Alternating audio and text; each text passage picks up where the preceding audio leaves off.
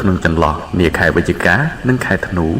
រាប់ថាជាពេលវេលាដ៏សប្បាយរីករាយលើកទី2បន្ទាប់ពីពិធីបុណ្យអុំទូកដែលរំលងផុតហួសប្រមាណ1ខែមុន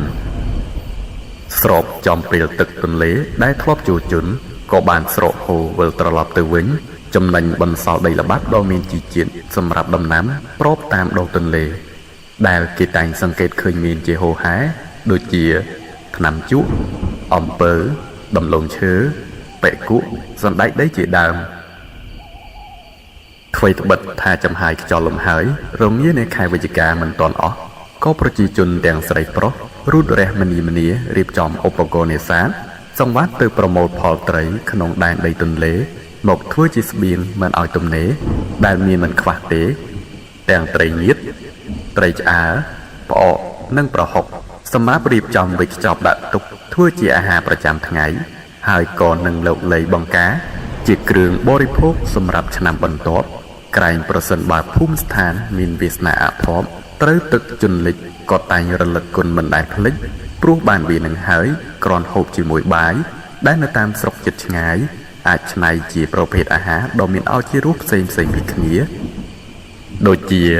ត្រីឆ្អើរកម្ដៅភ្លើងឲ្យស្រួយអាចបុកឲ្យម៉ត់ផ្សំជាមួយនឹងទឹកប្រហុកសណ្តែកដីពិសាព្រមដោយបន្លែអន្លក់ខ្ចីដែលញាតិប្រុសស្រីតែងតែហៅថាទឹកគ្រឿងក្រៅពីនេះក៏មានផ្អកត្រីប្រាក៏ត្រូវបានរាប់ផងដែរថាជាម្ហូបប្រចាំត្រកូលនៅក្នុងគ្រួសាររបស់ខ្ញុំឲ្យតែដឹងថាម៉ែចំហុយប្រហុកផ្សំជាមួយគ្រឿងផ្សំកូនចៅតូចធំតែងតែមកជំនុំអង្គុយស្រង់ក្លិនបន់ឲ្យតែដល់វេលាឆ្អិននិងអាលបានឆីផ្ទាប់ជាមួយនឹងត្រសក់ខ្ចីរួមនឹងផ្កាស្នោព្រៃនិងត្រួយរាំងផងដែរហើយក៏មិនបានបំភ្លេចទេជាមួយនឹងត្រួយដើមកន្ទុំថេតដែលដុះនៅជាប់តាមនឹងសួរមាត់របង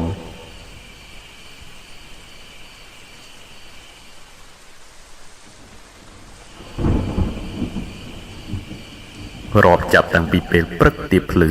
ក៏ផ្ដើមលាន់ឮសំឡេងមនុស្សម្នាឲ្យរងំនៅតាមដងមាត់ទន្លេទៅហើយអង្គុយជជែកគ្នាក្រោមរោងស្បូវជាប់ត្រើយរងចាំទទួលផលនេសាទអំពីក្រុមគ្រួសារដែលកំពុងនៅលើទូកបណ្ដែតមងកណ្ដាលជលសាត្រៀបត្រារំលេចពន្លឺចាំងផ្ទៃទឹកទន្លេតាមភ្លើងចង្កៀងកណ្ដាលទូកឯនាឆ្ងាយរសាត់ផាត់ផ្សាយទៅតាមខ្សែទឹកហូរក្រោមជំនោរបន្ទាប់រាត្រីជាពេលដែលហ្វូងត្រីកំពុងហែលពពាក់ពពូននៅក្នុងទឹកក៏ជាពេលដែលប្រជានេសាទយើងកំពុងមមាញឹកស្រាវទាញមងជញ្ជូនដឹកវិលត្រឡប់មកកាន់រោងមាត់កំពង់ទឹកវិញថ្ងៃរះភ្លឺល្អះសំឡេងខ្ញៀវខ្ញាទាំងក្មេងចាស់កំពុងរូតរះលីសែងត្រីពីលើទូកដែលរកបានមកចាក់កោជាពំនូកនៅលើកន្ទេលស្លឹកត្នោតដោយអន្លើទីតីពីគ្នានៅតាមប្របមាត់ទន្លេមិនដល់1ម៉ោងផងបន្ទាប់ពីថ្ងៃរះងាកទៅត្រង់ណាក៏ប្រទះឃើញគំនរត្រីតូចធំត្រូវបានគេបែងចែករួចនិងកំពុងវះពោះកាត់ក្បាលលាងសម្អាតមុននឹងយកវាទៅបញ្ជាន់ក្នុងក្រឡពាងដើម្បីច្នៃចេញជាប្រហុកទៅតាមដំណាក់កាលជាច្រើនទៀតអ្វីត្បិតថាបរិយាកាសសប្បាយរីករាយប៉ុន្តែវាមិនងាយទប់ទល់ជាមួយនឹងក្លិនឆ្អាបក្លិនស្អុយដែលកំពុងវិលវល់នៅរៀងតាមមាត់ទន្លេព្រោះជាងកន្លះខែនេះមនុស្សម្នាបាននឹងកំពុងសម្រុកលេយ៉ាងណាឲ្យបានស្បៀងគ្រប់គ្រាន់បើទោះបីជាយ៉ាងណាភាពអ៊ូអរនេះក៏មិនមានពេញមួយថ្ងៃដែរគឺឲ្យតែផុតរសៀលថ្ងៃជ្រេក៏មានអ្នកវិលត្រឡប់ទៅវិញជាបណ្ដាហើយនៅឡើយតែគ្រួសារណាដែលចាំបាច់ត្រូវធ្វើប្រហុកផ្អកក្នុងបរិមាណច្រើនក៏នៅបន្តលុះត្រាម៉ោង7ឬ8យប់ទើបត្រឡប់ទៅវិញមិនយូរប៉ុន្មានភាពស្ងាត់ជ្រងំក៏កើតមានឡើងបន្ទាប់ពីមេឃរៀងងងឹតពេលក្បាលប្រលប់ជាពិសេសក្នុងអំឡុងវេលាខែនេះមិនថាថ្ងៃឬក៏យប់កម្រមានអ្នកមកទទួលងូតអាស្រ័យទឹកទន្លេណាស់ក៏ព្រោះតែគ្រប់គ្នាបានដឹងច្បាស់ថាវាមានក្លិនមិនល្អនិងក៏ខ្វក់ដោយសារខ្លាញ់ត្រីរួមនឹងសំណល់ផ្សេងទៀតនៅលើផ្ទៃទន្លេទៀតសោតក៏ពុំសូវមានអ្នកនៅបន្តនេសាទដែរព្រោះតែគេសម្គាល់ថាខណៈវេលានេះត្រីមិនឡើងទេគឺចង់សំដៅទៅលើពាក្យថាមិនសូវមានត្រីហើយនេសាទ ក៏អាចនឹងមិនសូវបានដែរប៉ុន្តែយូរម្ដងក៏នៅតែអាចឃើញមានពន្លឺភ្លើងចង្កៀងមួយឆ្ងាយពីគ្នាអណ្ដែតតិចតាមរលកទឹកដែលបញ្ជាក់ឲ្យដឹងថានៅមានប្រជានេសាទកំពុងមានវត្តមាននៅទីនោះដែរ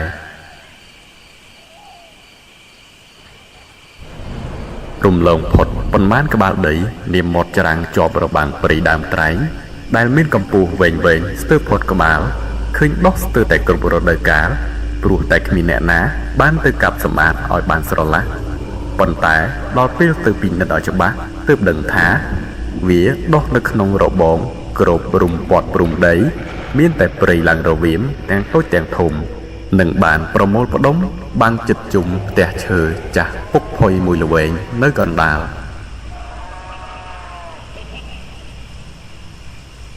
តាំងពីខ្ញុំកើតមកក៏ឃើញផ្ទះនេះត្រូវបានគេទុកចោលលែងមានមនុស្សរស់នៅរួចទៅហើយវាគ្រាន់តែកាលពីមុនមិនទាន់មានព្រៃដុះក្រាស់បែបនេះហើយក៏ធ្លាប់មានក្មេងខ្មាំងខ្លះបានរត់ចូលទៅលេងក្នុងបរិវេណទីធ្លាដីនោះផងដែរនៅចាំបានថាលំនៅស្ថាននោះគឺមានតែសម្បករៀងផ្ទះតែប៉ុណ្ណោះ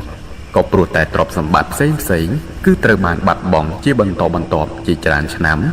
ហើយអ្វីដែលនៅសល់គឺមានតែវត្ថុដែលគេលួចយកមិនកើតតែប៉ុណ្ណោះដូចជាអណ្ដូងពាងទឹកត្បាល់ថ្មសម្រាប់បុកស្រូវនិងរបស់របរចម្លែកមួយចំនួនទៀតដែលនៅសេសសល់តាំងពីជំនាន់បុរាណមកម្ល៉េះហើយបំណែកខ្លះក៏ឃើញមានសត្វកណ្ដៀវពូនជុំចិត្តស្ទើរតែបាត់រូបរាងទៅហើយនៅផ្នែកខាងក្រោយផ្ទះនោះក៏ឃើញមានបំពង់បង្ហុយផ្សែងមួយដែលគេធ្វើអំពីឥដ្ឋបុរាណដែលទំនងធ្លាប់ជាកន្លែងបិទស្រាឬក៏ជាកន្លែងសិប្បកម្មដែកអ្វីមួយក៏មិនដឹង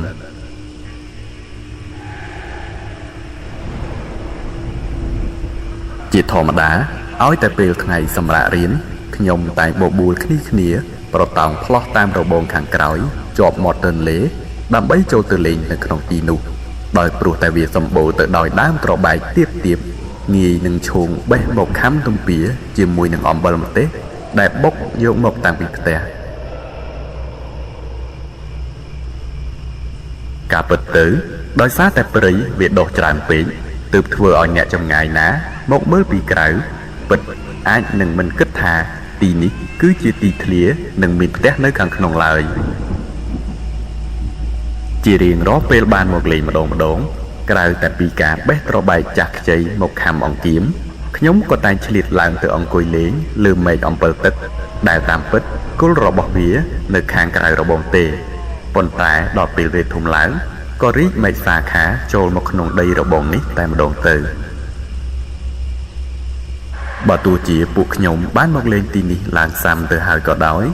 យ៉ាងណាក៏មិនសូវហ៊ានដើរលុកលុយចូលទៅក្នុងជ្រៅពេកដែរក៏ព្រោះតែខ្លាចនឹងមានសត្វអសិរពិសណាកំពុងសំងំពួននៅខាងក្នុងតាមរូងតាមកន្លុកកន្លៀតណាមួយដែលអាចនឹងមកខំបង្កគ្រោះថ្នាក់បានខណៈពេលកំពុងអង្គុយខំត្របែកលើមេឃអំពិលទឹកដែលមានកម្ពស់ខ្ពស់ផុតពីដីភ្នែកខ្ញុំក៏ចាប់ផ្ដើមរំពៃចាប់អារម្មណ៍ថា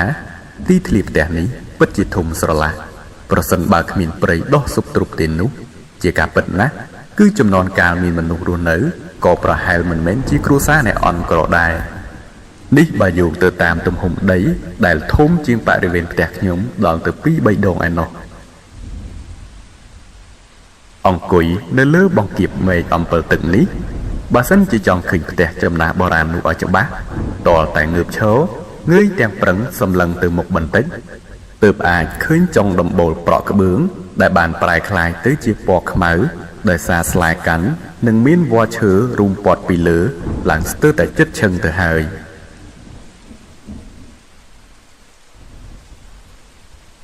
មិនសូវជាលុះថ្ងៃទេឲ្យតែពេលប្រលប់តែងតែឮសំឡេងតុកកែយំជាប់គ្នាចេញពីក្នុងផ្ទះនោះមកជួនណាក៏ឮទាំងសំឡេងរលកខ្មោចស្រែកបូលទាំងកណ្ដាលថ្ងៃក៏មានប៉ុន្តែភ័យអីក៏មិនដល់សំឡេងឆ្មាវាយំនៅរដូវដល់ញីដល់ឈ្មោះដែរជាពិសេសគឺវេលារំលងអត្រាតនឹងតែម្ដងខណៈស្ដាប់ទៅច្រើនដងគឺស្រដៀងទៅនឹងសំឡេងក្មេងតូចយំទាំងកណ្ដាលយប់ស្ងាត់នៅមានពេលខ្លះក៏ធ្លាប់ឮសំឡេងមាត់រងាវ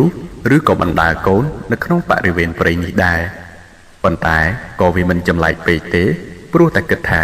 ទីនេះគឺសម្បូរសត្វល្អិតដែលជាចំណីរបស់វាដូចជាកណ្ដូបចង្រិតជាដើម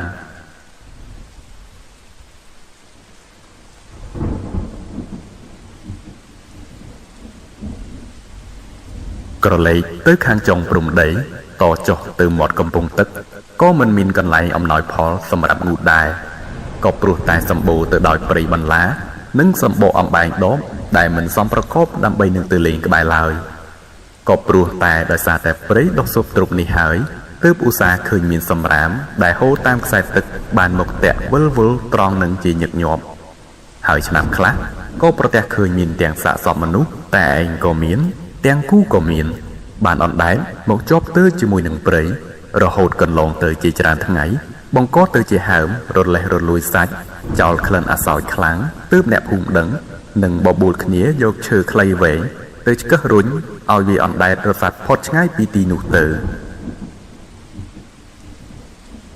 ឲ្យតែមានហេតុការណ៍នេះម្ដងឡើងមនុស្សម្នាតែងតែផ្អាកការទៅងូតទឹកក្បែរទីនោះមិនក្រោមមួយអាទិត្យទេទម្រាំបាត់ក្លិននិងទឹកប្រែទៅជាធម្មតាវិញ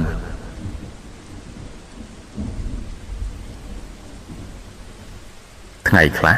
ពេលទៅងូតទឹកលេងមិនថាតែខ្ញុំឬក៏អ្នកភូមិផ្សេងទៀតតែងតែសង្កេតឃើញមានមាត់ត្រីជាច្រើននៅម្ដុំនោះដែលគ្រាន់តែមើលនឹងភ្នែកក៏អាចដឹងថាសុទ្ធតែជាត្រីធំប៉ុន្តែទោះបីជាយ៉ាងណាក៏ដោយក៏គ្មានអ្នកណាអាចទៅធ្វើអ្វីវាកើតដែរក៏ដោយសារតែมันអាចនឹងដាក់មងបានព្រោះតែងតែមានស្នាមដាច់រហែកធំជាច្រើនកន្លែងនេះបើយោងទៅតាមអ្នកដែលធ្លាប់សាកល្បងយកមងទៅរាយទុកចោលនៅម្ដុំនោះលើសពីនេះទៅទៀតក៏រឹតតែมันអាចបងសំណាញ់ដោយសារតែធ្លាប់មានប្រវត្តិបងទៅគឺទាញមកវិញមិនរួចនិងមិនដឹងថាបានជាប់តាក់នឹងអ្វីខ្លះទេម្យ៉ាងក៏ពុំតាន់មានអ្នកណាហ៊ានចុះទៅរាវរកមើលដែរដោយសារតែអំណាចទឹកហូររួមផ្សំនឹងស្ថានភាពទឹកគួចឡើងខ្មៅដែលត្រឹមតែមើលពីលើទៅក៏រៀងព្រឺសម្បុរដែរកុំថាឡើយត្រូវលោតចុះទៅក្រោមឬក៏លឹបទឹកដើម្បីទៅតាមមើលថាមានអ្វីនៅខាងក្រោមនោះហើយប្រសិនបើចង់ប្រើសន្ទូចក៏ពិបាកព្រោះឲ្យតែដាក់បង្កាយតែមួយយប់ស្អែកឡើងមកមើលគឺដឹងតែដាច់ខ្សែបាត់តែម្ដង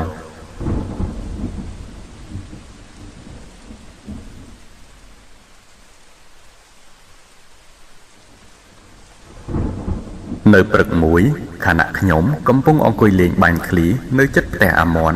ក៏ស្រាប់តែឃើញមនុស្សផ្អើលឆោឡោស្ទុះទៅរោមើលនារីម្នាក់ដែលត្រូវបានវិលមុខដួលនៅក្បែរនោះឃើញដូចនេះខ្ញុំក៏ប្រញាប់រត់ទៅមើលដែរហើយក៏បានស្គាល់ថាគាត់គឺជាបងថ្លៃរបស់អាមនដែលកំពុងមានផ្ទៃពោះគ្រប់ខែផងនោះបេះដូងខ្ញុំចាប់ផ្ដើមលោតដឹបយឺតព្រោះតែភ័យមិនដែលឃើញមនុស្សសន្លប់បែបនេះទេតាំងពីតូចមកប៉ុន្មាននាទីបន្ទាប់ប្តីគាត់ក៏បានមកដល់និងលើកត្រកង3បងស្រីនោះយកទៅផ្ទះដែលនៅមិនឆ្ងាយពីកន្លែងនោះនិយាយរួមគឺនៅផ្ទះមួយដែលខ្ញុំបាននឹងកំពុងលេងបាញ់ឃ្លីមុននេះឯងបន្ទាប់ពីដាក់គាត់ថ្នមទៅលើគ្រែដោយមានខ្នើយកាយក្បាលបានបន្តិចឪពុកម្ដាយគាត់ដែលត្រូវជាម៉ែពុករបស់អាមននោះបានប្រញាប់ញាប់ដៃញាប់ជើងចាប់សរសៃទាញសក់រឹតប្រេងកូឡារហូតតតែបងស្រីនោះបានដឹងខ្លួននិងរៀងធូរស្រាលឡើងវិញបន្តិចអ៊ំប្រុសអ៊ំស្រីចាស់ទុំដែលបានកំពុងនៅជួយច្របាច់ដៃច្របាច់ជើងនៅក្បែរនោះបាននិយាយស្ដីបន្ទោសថាខ្លួនមានពោះពងហើយមិនបានដើរឆ្ងាយផ្ទះអីចឹងមិនល្អទេ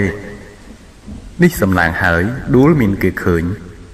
ចុះប្រសិនបើមិនមានអ្នកណានៅក្បែរវិញមិនវីវទៅហើយទេអីនិយាយចំគាត់ក៏ងាកមកនិយាយស្ដីឲ្យខាងប្តីនេះវិញម្ដងថាអាប្រុសឯងក៏អញ្ចឹងដែរកុំសូវបណ្ដោយប្រពន្ធខ្លាំងពេកឧស្សាហ៍ចោលភ្នែកមើលគ្នាផងខុសឆ្គងទំនងចង់ហូបអីចង់ធ្វើអីត្រូវចេះសួរនាំកុំឲ្យមីអូនវាធ្វើខ្លួនឯង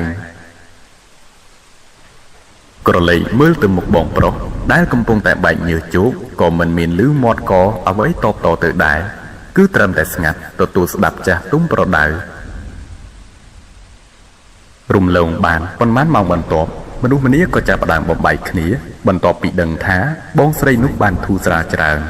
ហើយខ្ញុំនិងអាមន់ក៏បានបន្តនាំគ្នាទៅងូតទឹកទន្លេមុនពេលដែលម៉ែហៅទៅហូបបាយថ្ងៃត្រង់ទៅដល់មាត់កំពង់ទឹកក៏ស្រាប់តែប្រទះឃើញក្បូនឫស្សីធំមួយបានអណ្ដែតមកកាលកលជាប់នៅជាមួយព្រៃចុងដីមាត់ទន្លេនៃផ្ទះបុរាណអត់មានម្ចាស់នោះទាំងពីរអ្នកវាមិនទាន់ហ៊ានចុះទៅងូតទឹកភ្លាមៗនោះទេគឺនៅតែបន្តផ្អៀងខ្លួនងាករេមើលទៅលើក្បូននោះព្រោះតែចម្លែកមិនដែលឃើញសោះវាទំនងមិនមែនជាក្បូនសម្រាប់មនុស្សជីទេប៉ុន្តែអាចជាក្បូនដែលគេចងភ្ជាប់ជាមួយនឹងដើមឫស្សីជាច្រើនសម្រាប់យកទៅប្រើប្រាស់និងផ្លាស់ទីដោយការបន្លែតតាមទឹកចំណុចដែលខុសប្រក្រតីខ្លាំងនោះគឺដើមឫស្សីទាំងអស់បានប្រែពណ៌ទៅជាខ្មៅនិងមានស្លែកាន់ឡើងក្រាស់ក្រែលហើយថែមទាំងមានជះក្លិនឈ្ងុយមកតាមខ្យល់ភីភីប្រដូចបានទៅនឹងឫស្សីដែលត្រូវបានត្រាំទឹកមកជាយូរឆ្នាំហើយអីចឹងឈរមើលមួយសន្ទុះក៏មានអារម្មណ៍ថាដូចជាព្រឺសម្បុរមិនហ៊ានចុះទៅងូតទឹកទេហើយបែរត្រឡប់រត់ទៅផ្ទះវិញទាំងពីរនាក់ដើម្បីទៅប្រាប់ចាស់ៗឲ្យបានដឹងថាពេលនេះមានក្បូនចម្លែកមួយបានអណ្ដែតមកជាប់ទៅនឹងមាត់ទន្លេ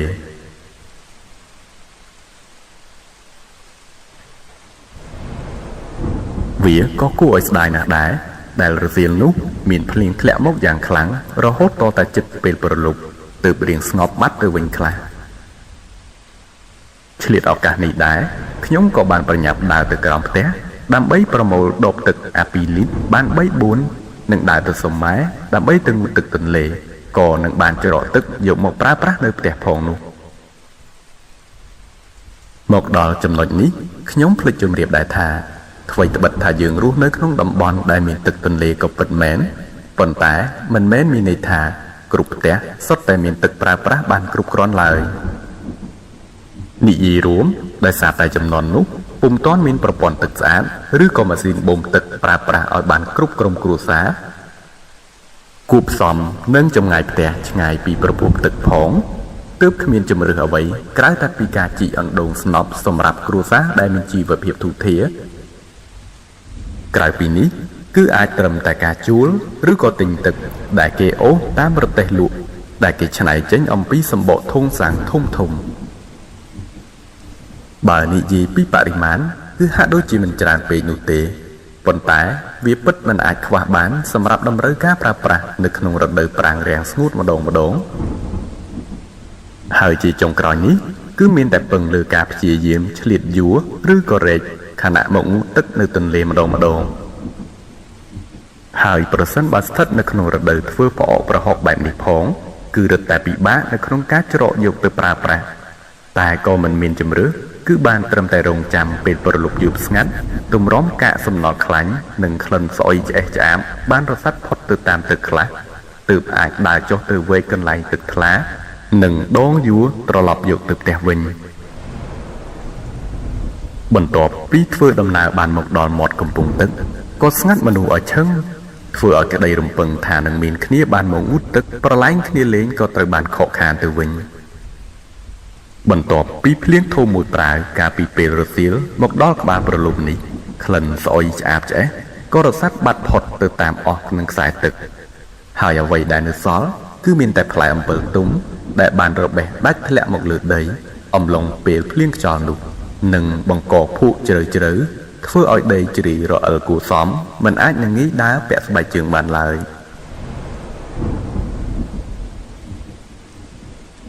សំឡេងចង្រិតនិងសត្វល្អិតជាច្រើនបានយំឡើងទ្រហឹងចេញពីម្ដុំព្រៃស៊ុបទ្រុបនៃបរិវេណផ្ទះចាស់មិនតែប៉ុណ្ណោះក៏ឮទាំងសំឡេងហ៊ីងយំមួយផងដែរបើទោះជាភ្លៀងបានរាំងហើយក៏ពិតមែនប៉ុន្តែខ្យល់ក៏នៅតែបន្តបក់រសាត់យ៉ាងត្រជាក់មករង្គើស្លឹកឈើឲ្យជំរុះស្លឹកធ្លាក់ដាច់មកជាបន្តបន្ទាប់ពេញតែលើក្បាលដំណាលនឹងទឹករលកក៏នៅតែបន្តរសាត់មកផ្ទុកនឹងមាត់ច្រាំងឬក្រាំងលាយឡំជាមួយនឹងត្រីដែលបានងាប់ហៅមិនដែតជាហូរហែតាមចរន្តខ្សែទឹកដែលហូរសល់ពីតំបន់ផ្សេងមក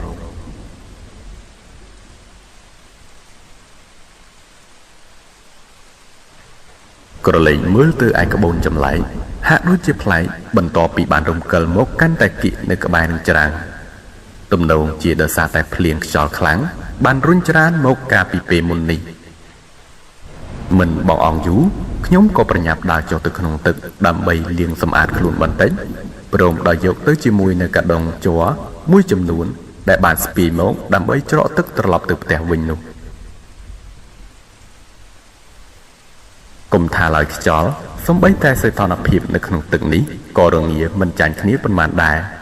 ដែលហេតុនេះហើយទើបមិនអាចនៅទ្រាំងូតបានយូរ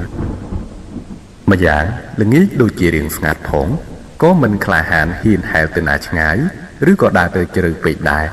បានត្រឹមតែបន្លំក្បែរខាងក៏ងើបប្រូចត្រឡប់ឡើងទៅលើគោកវិញយ៉ាងប្រញាប់កំពុងតែពាក់ស្បែកជើងផ្ទាត់លាងសម្អាតមុននឹងដើរចេញទៅវិញត្រចៀកខ្ញុំក៏ស្រាប់តែឮសូរព្រឹបដូចជាមែកឈើណាមួយកំពុងរកបំរុងនឹងបាត់ដោយការផិតភ័យខ្ញុំក៏ឆ្លៀតឈរសំឡឹងព្រៃក្បែរខ្លួនមួយជុំប៉ុន្តែដូចជាមិនមានអ្វីប្លែកសោះរហូតចោលភ្នែកទៅដល់ម្ដុំក្បូននោះក៏ស្រាប់តែប្រទះអ្វីមួយយ៉ាងខ្មៅស្ទង់កំពុងដើរនៅលើក្បូនធ្វើឲ្យខ្ញុំភ្ញាក់ព្រឺក្បាលខ្ញាក់ប៉ុន្តែក៏ពុំទាន់រត់ទៅណាព្រោះតែគិតថាប្រហែលអាចជានឹងមានមនុស្សនៅទីនោះច្បាស់ណាស់គឺជាមនុស្សដែលមានសម្បុររាងខ្មៅហើយទំនងដូចជាមានក្មេងតូចមួយនៅពោជាប់នឹងដៃផងជាមួយក្រណាត់កន្ទោបក្រហមច្រាលដោយសារតែមេឃរៀងងងឹតទៅហើយដែរទើបខ្ញុំអាចមើលឃើញត្រឹមតែពីខាងច្រាងគោកទៅទោះបីជាយ៉ាងណាក៏ដោយវាជាទម្លាប់មួយដែលម៉ែនិងពុកតែងធ្លាប់ប្រដៅប្រាប់ថាមិនឲ្យនៅចិត្តឬក៏និយាយស្ដីរកមនុស្សប្លែកមុខឬក៏មិនស្គាល់ច្បាស់ឡើយដែលបន្ទាប់ពីគិតដល់រឿងនេះហើយទើបប្រញាប់រូតរះដើរសម្ដៅទៅផ្ទះវិញយ៉ាងប្រញាប់រហូតរអិលដាច់ខ្សែស្បែកជើងមួយចំហៀងក៏មិនខ្ចីអោនមើលសិនដែរបានត្រឹមតែរើសយកមកកាន់នៅនឹងដៃហើយក៏លោកលៃយ៉ាងណាទៅឲ្យដល់ផ្លូវលំចិត្តលំនៅស្ថានអ្នកភូមិក្បែរនេះសិនរហូតមកដល់តាមបណ្ដោយផ្លូវលំក្នុងភូមិក៏ឃើញមនុស្សម្នាកំពុងដើរនិងបន្តធ្វើការបង្ហើយដៃជាធម្មតានៅតាមផ្ទះរៀងនីមួយដូចជាបញ្ចូលក្របីទៅក្នុងក្រោលគៀងមន្ទាបញ្ចូលទ្រុងឲ្យចំណីជ្រូកហើយជាពិសេសគឺយុទ្ធនាការត្រីឆ្អើរនឹងតែម្ដងដែលមិនមានរំលងសូម្បីតែមួយផ្ទះណាឡើយគឺឃើញមានតែផ្សែងហុយតិចចេញមកមិនដាច់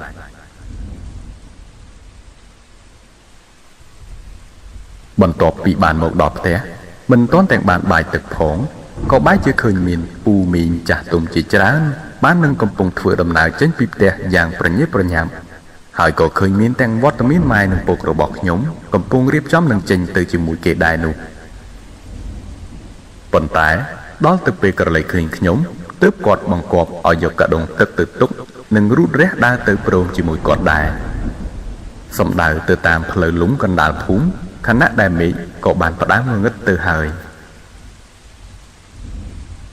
ប្រហែលជាមានរឿងអ្វីមួយមិនស្រួលទើបមិនមានឮសូរសំឡេងអ្នកណានិយាយគ្នាអ្វីបន្តិចគឺគិតតែពីដើរញាប់ដៃញាប់ជើងមិនបងអងសោះនិយាយពីផ្លូវលំកណ្ដាលភូមិនេះប្រសិនបើជាពេលថ្ងៃមិនខ្វះទេក្មេងខ្មាំងរត់លេងប្រដេញគ្នាស្ទើរតែខ្លាចជាទម្លាប់ទៅហើយដោយសារតែមានម្លប់ដើមឈើធំបិទបាំងកម្ដៅថ្ងៃផ្ដល់ម្លប់ត្រជាក់ដរាបតតែល្ងាចប៉ុន្តែប្រសិនបើផុតតែពីពេលថ្ងៃលិចទៅកុំថាឡើយកូនក្មេងឬមនុស្សចាស់សូម្បីតែឆ្កែឬក៏ឆ្មាក៏គ្មានឃើញស្រមោលបានដើរកាត់ឡើយ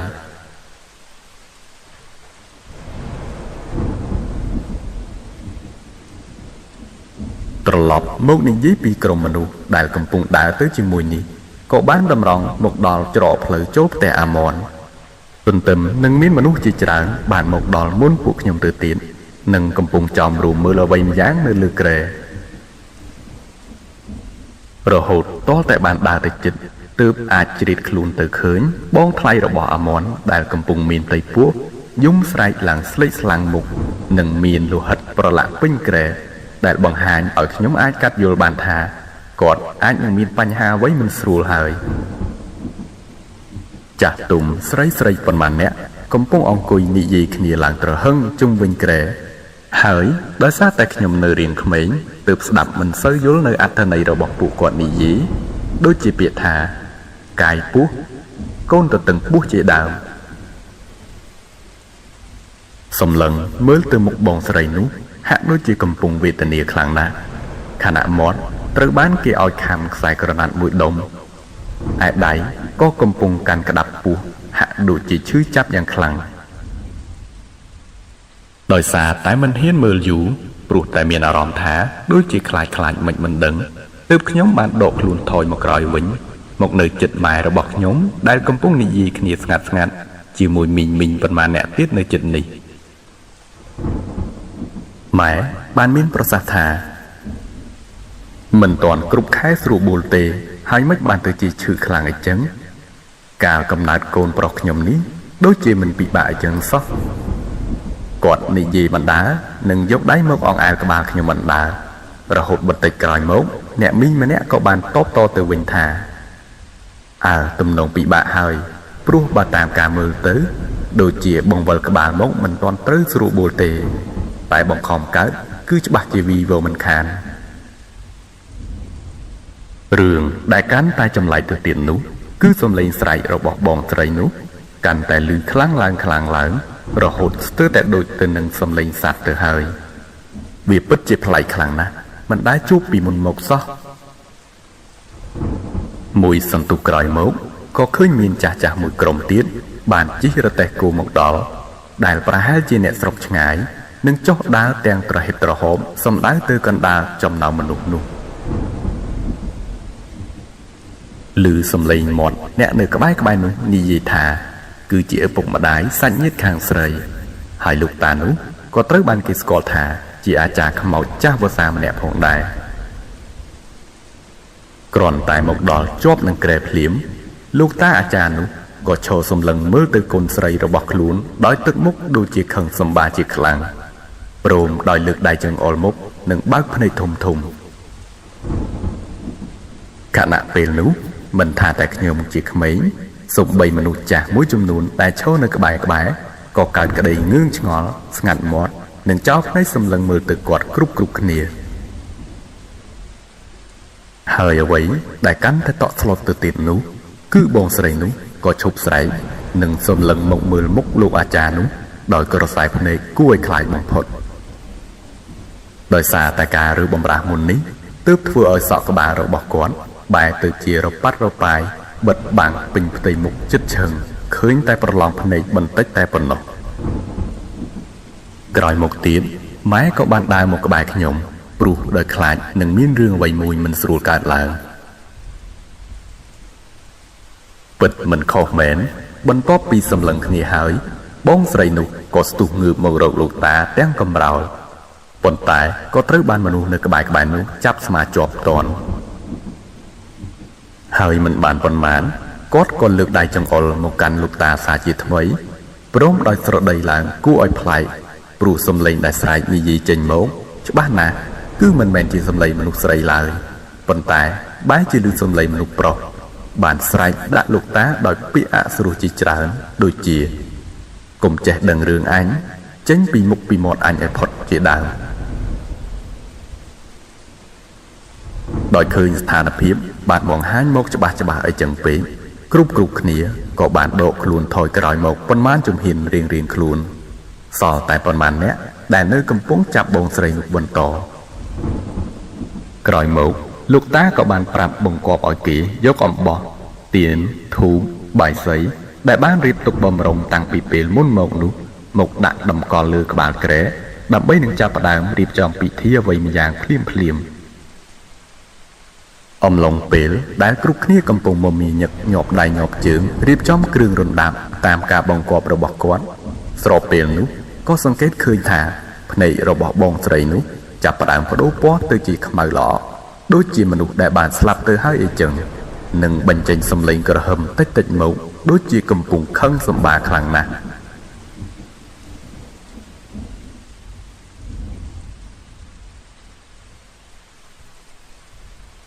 ងាកសម្លឹងមកខាងក្រៅ ก็ឃើញថាមេឃបានងងឹតស្លុបបាត់ទៅហើយនៅឡើយអ្នកភូមិមួយធ្វើដំណើរទៅមកតាមផ្លូវប៉ុន្មានម៉ោងបន្ទាប់ពន្លឺភ្លើងទៀននិងភ្លើងគប់ជាច្រើនក៏ត្រូវបានដុតបំភ្លឺឡើងព្រោងព្រាតនៅតាមមាត់របងនិងខាងក្នុងផ្ទះដោយសារតែចំនួនមនុស្សបានផ្អើលមកមើលក្នុងចំនួនកាន់តែច្រើនទៅ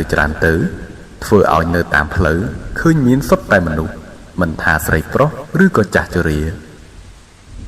ឃើញមានទាំងអាក្មេងៗខ្លះក៏បាននាំគ្នារត់លេងប្រដេញប្រឡែងលេងយ៉ាងសប្បាយដូចជាមានបុណ្យភូមិមួយទៅហើយឃើញបែបនេះខ្ញុំក៏បានស្ទុះវឹងចេញពីម៉ែដើម្បីទៅមើលពួកវានិងសុំលេងដែរព្រោះតែទំនងសប្បាយផុសគេមែនបន្ទាប់ពីចេញផុតបរិវេណផ្ទះនោះមកដល់កន្លែងដែលពួកវាកំពុងសប្បាយលេងជុំនោះទើបបានដឹងថាការពិតវាគ្មានអ្វីលេងផងហើយភាពរញ៉េរញ៉ៃដែលបានកើតឡើង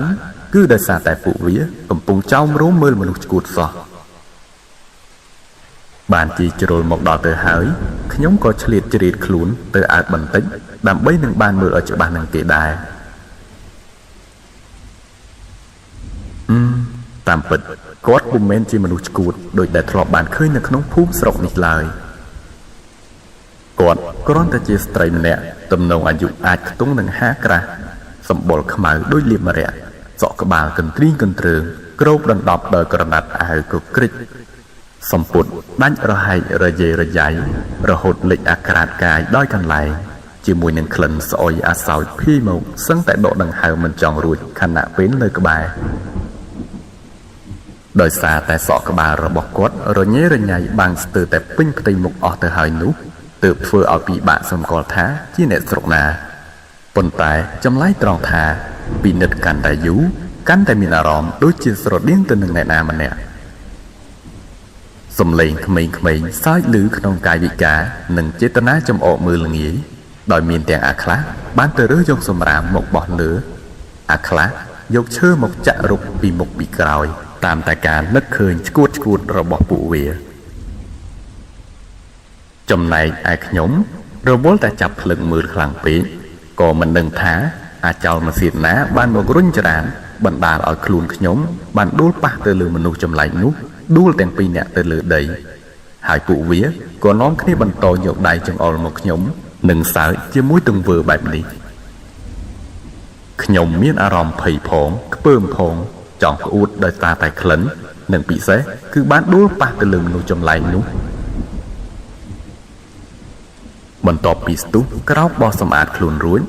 ខ្ញុំក៏ពុំទាន់បានចង់ទៅរកមើលមុខអាអ្នកច្រាននោះទេក៏ព្រោះតែឃើញនារីរូបអាក្រក់ម្នាក់នោះមិនព្រមងើបមកវិញសោះគឺនៅបន្តអង្គុយនិងយកដៃរាវថ្នមទៅត្រកង3ក្រណាត់កន្ទោបក្រហមដែលបានដួលព្រមទៅជាមួយគ្នាមុននោះអូតិចលោកកូនរបស់គាត់ទៅគ្រាន់តែឮខ្ញុំនិយាយពាក្យបែបនេះចប់ក្មេងៗមួយចំនួនក៏បានដាក់មេប្រួយរត់អស់ខ្លះព្រោះតែវាភ័យខ្លាចនិងគិតថាបានធ្វើឲ្យទារកដែលជាកូនរបស់នារីរូបអាក្រក់នោះបានរងរបួសមិនយូរប៉ុន្មានសំឡេងយំតិចក៏ចាប់ផ្ដើមលាន់ឮឡើងហើយច្បាស់ណាស់គឺជាសំឡេងរបស់ស្ត្រីម្នាក់នោះឯងគាត់លើកក្រណាត់កន្ទោបទម្រង់ដូចជារុំទារកនោះយកមកត្រកងដាក់នៅលើដៃព្រមទាំងអង្រួនតិចហាក់ដូចជាកំពុងលួងកុំឲ្យទារកនោះយំប៉ុន្តែមើលទៅក្មេងនោះដូចជាគ្មានកាយវិការឬបញ្ចេញសម្រេចអ្វីសោះបើទោះជារបូតធ្លាក់ទៅដីប៉ុននេះហើយក៏ដោយគាត់នៅតែបន្តយំបណ្ដាអង្រួនកូនបណ្ដាកាន់តែខ្លាំងទៅរហូតធ្វើឲ្យក្មេងៗដែលនៅសល់ជុំវិញកាន់តែភ័យ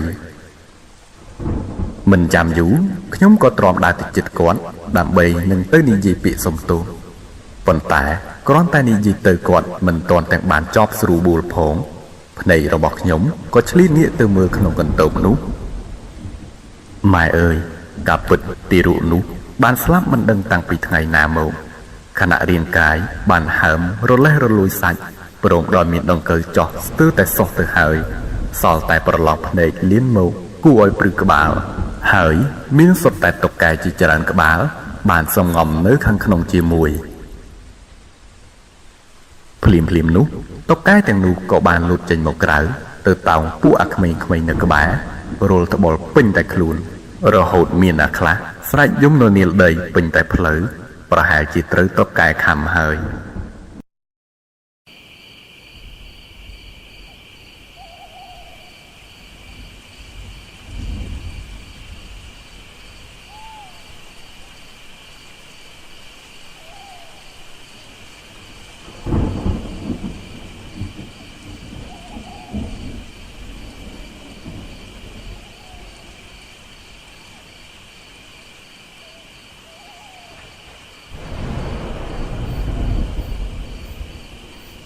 បន្ទាប់ពីលឺក្មេងយំឡើងក្រហឹងពេញតែផ្លូវ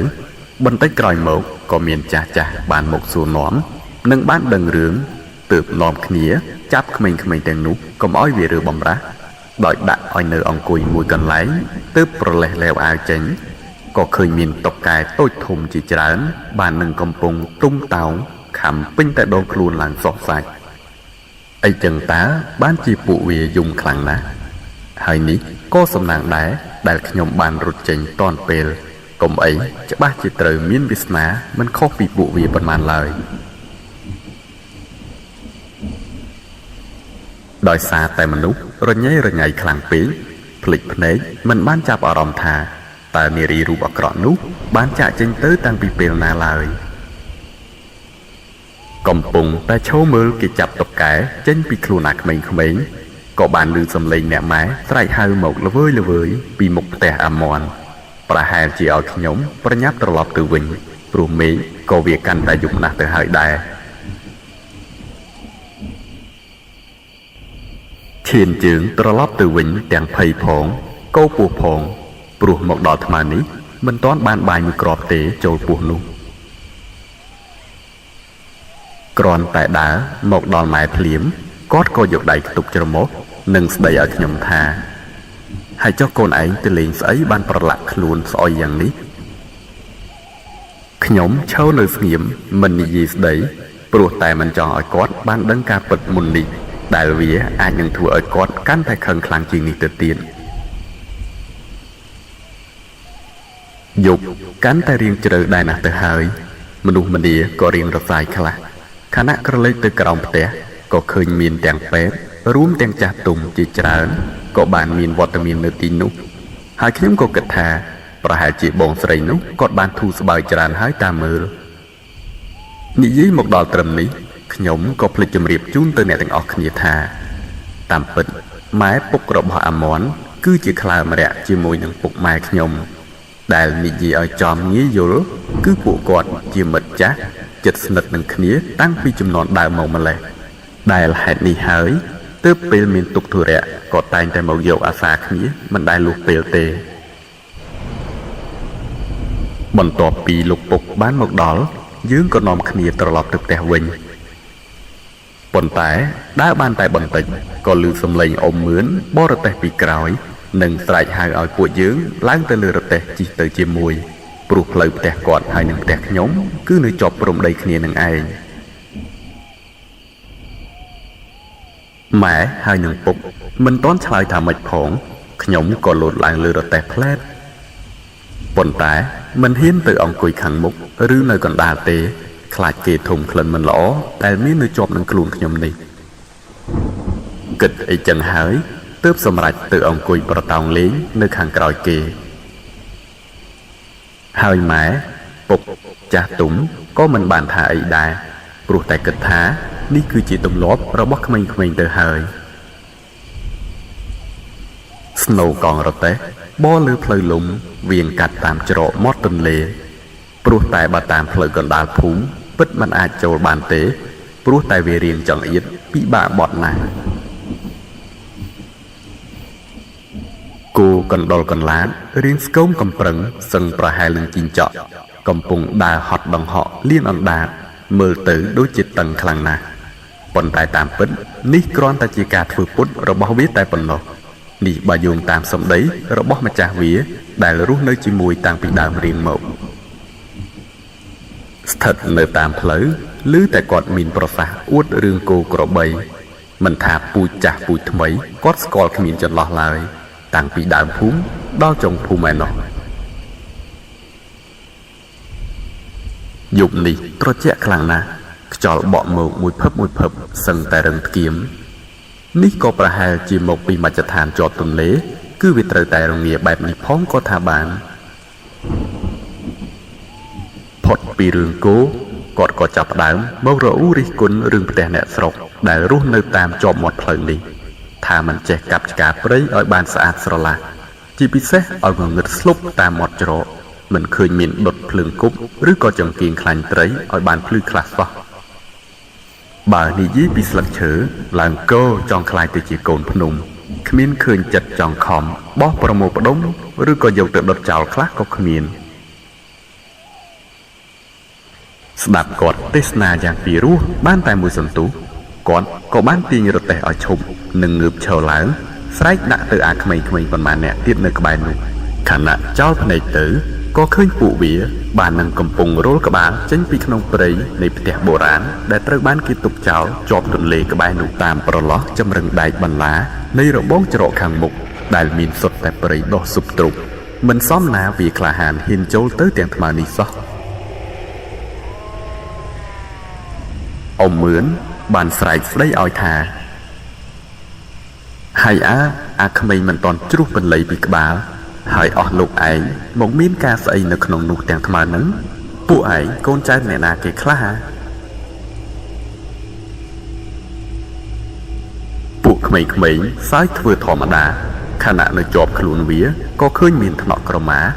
ទើបធ្វើឲ្យគ្រប់គ្នាអាចកាត់យល់បានថាពួកវាច្បាស់ជាទើបនឹងមកពីលួចបេះត្របែកឬក៏ពុតត្រានៅខាងក្នុងនោះហើយមុននឹងបន្តដំណើរទៅមុខអ៊ំមឿនក៏បាននិយាយបែបបន្លាចពួកវាថាឲ្យតែប្រហើនហ៊ានចូលទៅក្រោយទៀតទៅគង់នឹងមានថ្ងៃណាមួយមេពុះវែករនាមដែលធ្វើសម្បុកនៅខាងក្នុងនឹងខាំក្បាលពួកឯងមិនខានទេបន្ទាប់ពីនិយាយចប់គាត់ក៏ញាក់ខ្សែឲ្យគោដើរទៅមុខទៀតខណៈក្រឡេកទៅពួកអាក្មេងអស់នោះក៏បានដើរចេញផុតទៅឆ្ងាយដែរហើយហាក់គ្មានចាប់អារម្មណ៍ខ្លាចអ្វីនឹងសម្ដីរបស់គាត់និយាយប្រាប់មកមុននេះឡើយដោយសារតែគោកំជិលរបស់គាត់ដើរយឺតទើបធ្វើឲ្យរទេះផ្លាស់ទីទៅមុខក្នុងល្បឿនដូចជាមិនលើសពីដើរជើងទៅទេប៉ុន្មានឡើយប៉ុន្តែណាហើយយ៉ាងណាក៏ខ្ញុំរៀងសប្បាយចិត្តខណៈគាត់បានបន្តនិយាយរឿងប្លែកៗឲ្យស្ដាប់បន្តទៀតថាពីដើមមកជំនាន់កាលខ្ញុំនៅក្មេងៗហើយក៏បានធ្លាប់ឮចាស់និយាយដំណាលថាអាផ្ទះមួយនឹងគឺមានតាំងពីបុរាណមកម្លេះតកូនតចៅមិនដឹងប៉ុន្មានជំនាន់មកទៅហើយទេរឿងខ្លះដែលដឹងតាមរយៈលោកតាទូតដែលត្រូវជាឪពុកខាងលោកយាយកាលគាត់នៅមានព្រះជន្មរស់បានប្រាប់មកឲ្យខ្ញុំដឹងថាគាត់ហាមដាច់ខាតមិនឲ្យកូនចៅណានឹងទៅលេងជន់លើដីនៃបរិវេណផ្ទះនោះឡើយដោយសារតែកាលពីដើមមកកន្លែងនោះធ្លាប់ជាទីដែលគេធ្វើឃាតកម្មនិងបង្កប់នៅរឿងរ៉ាវអាថ៌កំបាំងជាច្រើនរហូតមានទាំងពាក្យចចាមអារាមថាមានទាំងសត្វពស់អ្នកតាបានកាច់សម្បុកសម្ងំរស់នៅរោងក្រោមផ្ទះនោះទៀតផងគ្រាន់តែឮបែបនេះខ្ញុំក៏ភ្ញាក់ព្រឹកនិងសួរកាត់ទៅគាត់វិញភ្លាមថាអញ្ចឹងអ៊ំឯងនិយាយមុននឹងជារឿងពិតមែនអត់គាត់ងាកក្រោយនិងយករំពាត់ដ៏វែងមកគោះក្បាលខ្ញុំតិចនិងនិយាយថាបើចង់ដឹងថាពិតមែនឬក៏មិនមែនសាកចូលទៅមើលទៅខ្ញុំទម្លាក់ទឹកមុខចុះមិនហ៊ានស្ដីអ្វីតបទៅកាន់គាត់វិញទេប៉ុន្តែក្នុងចិត្តក៏បានគិតរួចដែរហើយថាការពិតបរិវេណនោះវាស្ទើរតែคล้ายទៅជាកន្លែងអចិន្ត្រៃយ៍សម្រាប់ការឡើងចុងឈើលំហែលេងរបស់ពួកខ្ញុំយូរណាស់មកហើយក្រោយមកបន្តិចគាត់ក៏បន្តមានប្រសាសន៍ទៀតថាមានដែលឆ្ងល់ទេថាហេតុអ្វីបានជាគ្មានអ្នកណាហ៊ានទៅចាប់ដីត្រង់នោះដើម្បីរស់នៅមិនថាមុនឬក៏ក្រោយសម័យសង្គ្រាមគឺតែងតែស្ងាត់គ្មានស្រមោលមនុស្សណាហ៊ានទៅក្បែរទេ អស់ខ្លាំងត្រឹមសំបីតែសម័យប៉ុលពតក៏សឹងតែគ្មានទេហ៊ានឬក៏ខ្មែរក្រហមណាម្នាក់ហ៊ានទៅប៉ះពាល់ម្ដុំត្រង់នឹងឡើយនេះក៏ព្រោះតែវាចូលទៅមិនចុះហើយបើហ៊ានបំពេញគឺច្បាស់ជានឹងជួបរឿងរ៉ាវមិនល្អជាក់ជាពុំខាន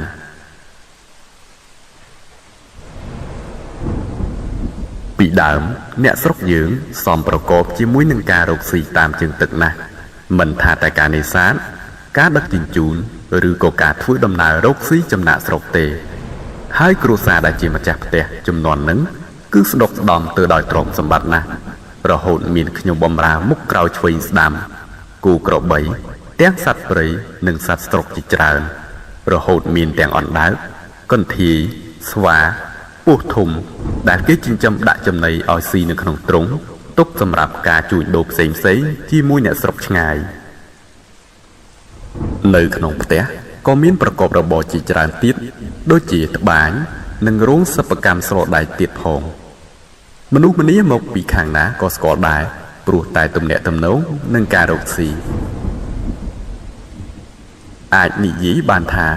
ប្រហែលដោយព្រោះតែរឿងរកស៊ីនឹងហើយទើបធ្វើឲ្យមានមនុស្សមិនតិចទេដែលតែងចរណែនឈ្នានីសជាមួយនឹងម្ចាស់គ្រួសារនេះសម័យថ្ងៃមួយនៅកំពង់ទឹករបស់យើងនេះមិនមែនដូចឥឡូវទេគឺសម្បូរហូរហៀទៅដោយទូកនិងក្បូនដែលគេបណ្ដែតចុះតាមខ្សែទឹកដើម្បីលក់ផងដឹកអីវ៉ាន់ផងហើយភាគច្រើនគឺតែងតែបានមកឈប់សំចតត្រង់ខាងមុខដីប្របទន្លេនឹងដើម្បីលក់ឬបំណងនឹងចង់ឡើងមកពិភាក្សាចរចាការងាររកស៊ីជាមួយខាងម្ចាស់ផ្ទះដែលនៅខាងលើកាលនោះខ្ញុំមិនទាន់នឹងបានចាប់កំណើតនៅក្នុងផ្ទៃអ្នកម៉ែផងទេប៉ុន្តែគ្រាន់តែបានធ្លាប់ស្ដាប់ឮលោកតាទូតនិយាយក៏រៀនព្រឺឆ្អឹងខ្នងដែរក៏ព្រោះផុតតែមួយយប់មនុស្សនៅក្នុងមួយគ្រួសារនោះត្រូវបានគេសម្លាប់ទាំងអស់មិនថាខ្ញុំបំរើក៏មិនលើកលែងរហូតសំបីតែកូនប្រុសតូចដែលមានអាយុត្រឹមតែ2ខួបរបស់ប្រពន្ធម្ចាស់ផ្ទះក៏ត្រូវបានគេសម្លាប់ចោលយ៉ាងសាហាវដោយសារតែយប់កើតហេតុនោះស្ថិតនៅក្នុងរដូវវស្សាហើយមេឃក៏បានធ្លាក់ភ្លៀងយ៉ាងខ្លាំងទើបមិនអាចឮសូរមនុស្សស្រែកហៅឲ្យជួយគេបានដាក់ការសង្ស័យថានេះគឺជាអំពើប្លន់ដោយបានគិតទុកជាមុនដោយក្រុមមនុស្សដែលបានមកចរចារឿងលក់ក្បូនឫស្សីកាលពីពេលថ្ងៃនេះក៏ព្រោះតែបន្ទាប់ពីដឹងរឿងនេះភ្លាមគេក៏បានទៅតាមដានសង្កេតឃើញមានស្នាមឈាមបានហូរស្រក់រហូតដល់មាត់កំពង់ទឹកនិងមានដិតដានជាប់ជាច្រើននៅលើក្បូនដែលបានដាច់ខ្សែរប៉ាត់រប៉ាយខណៈក្បូនដទៃផ្សេងទៀតត្រូវបានស្រាយចំណងខ្សែចាក់ចេញអស់ទៅមួយរយៈក្រោយមកមិនច្បាស់ថាតើសាកសពទាំងនោះត្រូវបានគេយកទៅបូជាឬក៏កប់នៅទីណាឲ្យប្រកាសនោះទេដឹងត្រឹមតែរឿងចម្លែកមួយថាសាកសពម្ដាយកូនត្រូវបានបាត់ខ្លួនរហូតប៉ុន្មានថ្ងៃក្រោយទើបបានឃើញអណ្ដែតហើមចេញពីផ្ទៃទឹកនេះជារឿងមួយដ៏គួរឲ្យសង្ស័យបំផុតហើយសាកសពជាប្តីក៏មានឃើញតែដងខ្លួនដេកស្លាប់ក្បែរគុំចេកដោយក្បាលត្រូវបានគេកាត់ផ្ដាច់មិនដឹងថាចៅទាំងនោះយកទៅបោះចោលនៅទីណាឡើយ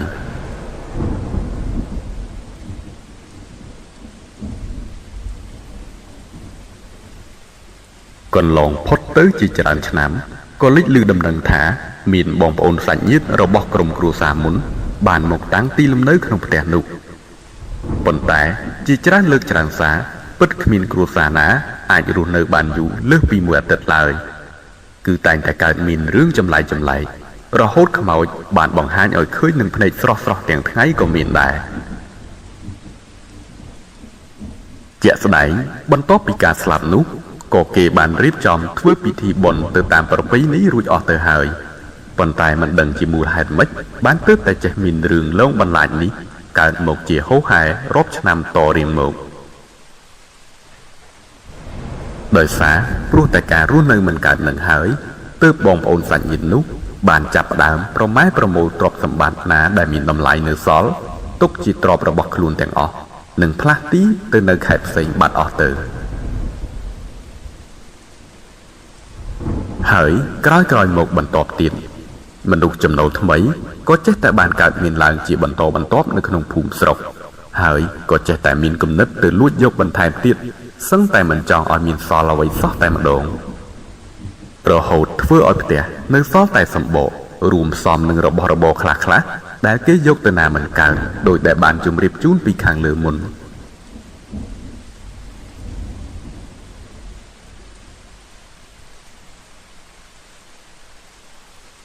កន្លងហួសចូលដល់ដំណាក់កាលនៃប្រទេសយើងចាប់ផ្ដើមមានសង្គ្រាមជាពិសេសគឺក្នុងរបបប៉ុលពតនឹងតែម្ដងអមមឿនឈប់និយាយបន្តិចនឹងទាញយកអាវមកជូតមុខប៉ុន្តែកុំច្រឡំថាគាត់យំតាមពិតគឺមុននេះប្រហែលជាមានសត្វល្អិតបានហើរចូលភ្នែកគាត់ទេបន្ទាប់មកទើបគាត់បន្តទៀតថា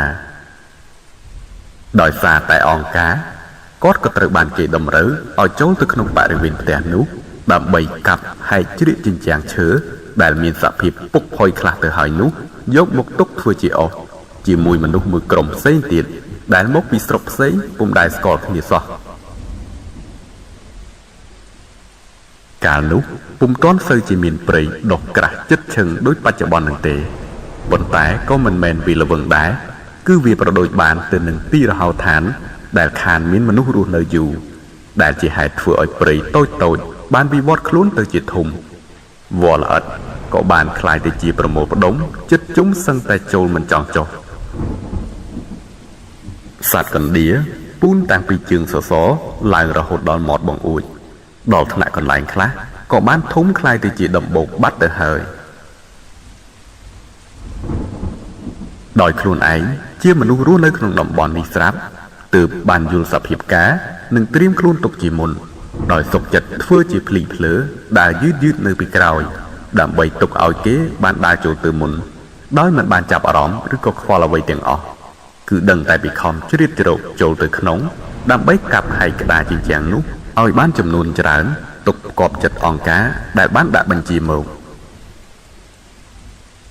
គ្រាន់តែដើរចូលមកដល់ចំហៀងផ្ទះក៏ប្រទះទ្រុងសត្វធំដែលគេធ្វើសំណាញ់ដៃល្អិតពីខាងក្រៅប៉ុន្តែដោយសារអាយុកាលនិងជាច្រើនឆ្នាំបានកន្លងផុតទៅក៏បានធ្វើឲ្យវាទៅជាច្រេះទីដាច់ផុយខ្ទេចខ្ទីហើយកន្លែងខ្លះក៏ឃើញមានស្នាមធ្លុះធ្លាយដូចជាមានអ្វីបានបុកទម្លាយចេញមកពីខាងក្នុងមកដល់ត្រឹមនេះក៏ចាប់ភ្លឹកនឹកភ្នែកទៅដល់សម្ដីលោកតាទួតដែលធ្លាប់ប្រាប់ថាកាលពីដើមនោះគេក៏មានចិញ្ចឹមសត្វពស់ព្រៃធំដាក់ក្នុងទ្រុងដើម្បីទុកធ្វើការជួញដូរតិចលូនេះជាទ្រុងរបស់ពួកវាទៅហើយបើគ្រាន់តែទ្រុងវាកំពុះផុតក្បាលធំជាងទ្រុងគោប៉ុននេះទៅហើយចុះកាលពីមុននោះខ្លួនវាប៉ុណ្ណាទៅហើយបើសិនវានៅរស់ច្រើនឆ្នាំមកនេះតើវាបានធំដល់ថ្នាក់ណាគិតមិនតាន់ផុតផងក៏ស្រាប់តែឮសំឡេងអ្នកនៅខាងមុខបានស្រែកនិងរត់ស្រោមកដំណើរគ្នានិងមនុស្សជាច្រើនអ្នកទៀតចេញមកក្រៅវិញហើយបាននិយាយទាំងប្រហិបប្រហប់ថានៅក្រោយផ្ទះនោះមានរោងបុរាណមួយដែលមានលក្ខណៈជាឡដែលមានសន្តានដីជីកលងជ្រៅទៅក្រោមហើយពេលអើតមើលទៅឃើញសុទ្ធតែពស់ធំមានទាំងសមានទាំងខ្មៅកំពុងសំងំរស់នៅប្រមូលផ្ដុំគ្នានិងបើកពែបញ្ចេញសំឡេងមកគួរឲ្យខ្លាចជាមួយចង្កូមស្រួចវែងភ្នែកឡើងក្រហមហើយមានទាំងចែនៅលើក្បាលទៀតផងព័ត៌មាននេះក៏ចេះតែបានពំនាំពីមាត់មួយទៅមាត់មួយរហូតធ្វើឲ្យមនុស្សជាច្រើនចំនួនក្រោយបន្ទាប់បានចាត់ទុកទីនេះគឺជាកន្លែងដ៏គួរឲ្យខ្លាចនិងគ្រោះថ្នាក់បំផុតអំពីសត្វអសេរពឹសទាំងនោះហើយក៏ជាកន្លែងដ៏អាថ៌កំបាំងដែលពុំទាន់មានអ្នកណាម្នាក់អាចដឹងច្បាស់ថាតើនៅខាងក្នុងផ្ទះនោះមាននៅសេសសល់របស់របរអ្វីខ្លះហើយសត្វទាំងនោះក៏មិនដឹងថាបន្តនៅរស់ឬក៏បានផ្លាស់ទីទៅទីណាអស់ហើយក៏មិនដឹង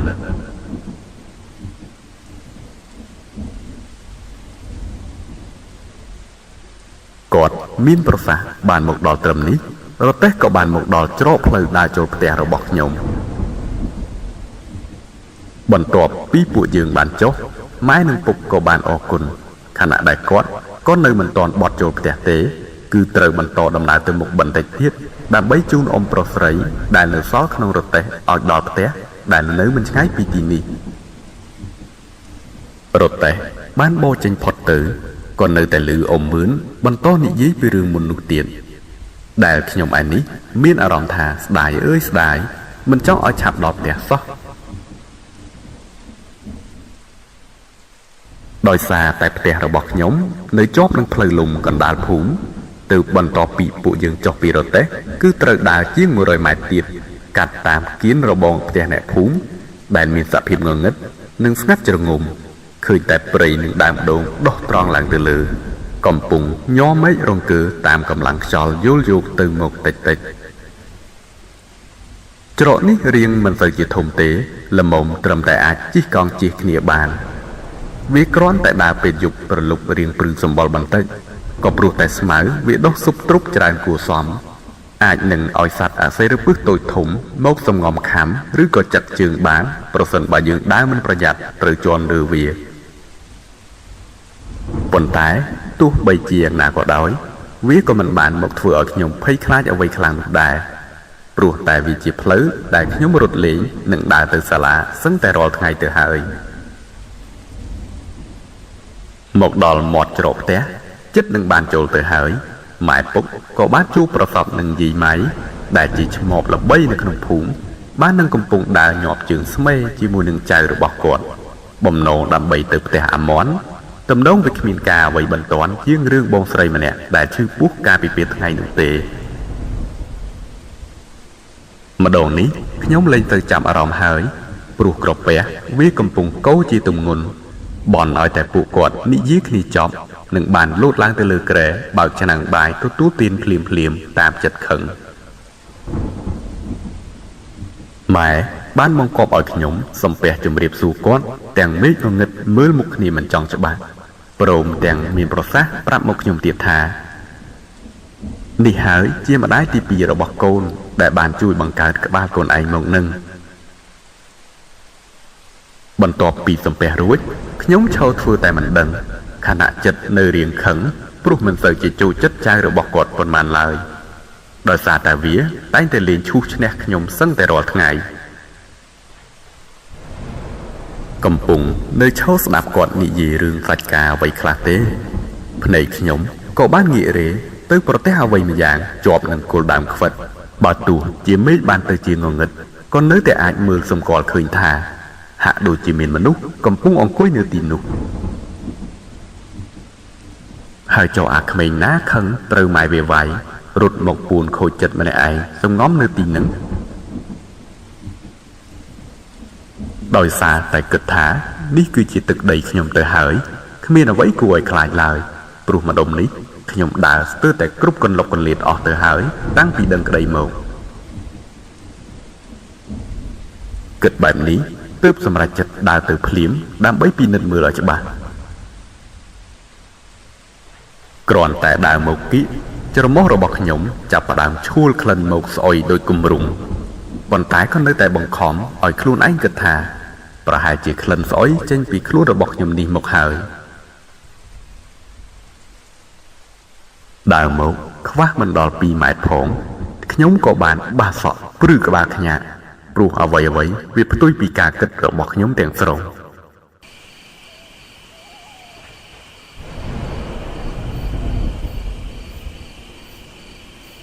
ដើមខ្វិតដែលស្ថិតនៅមិនឆ្ងាយពីច្រកផ្លូវចូលផ្ទះខ្ញុំស្ថិតត្រង់ម្ដុំដែលធ្លាប់លិចទៅដោយទឹកភ្លៀងនាខែវស្សារហូតមកដល់ឥឡូវក៏នៅតែឃើញថា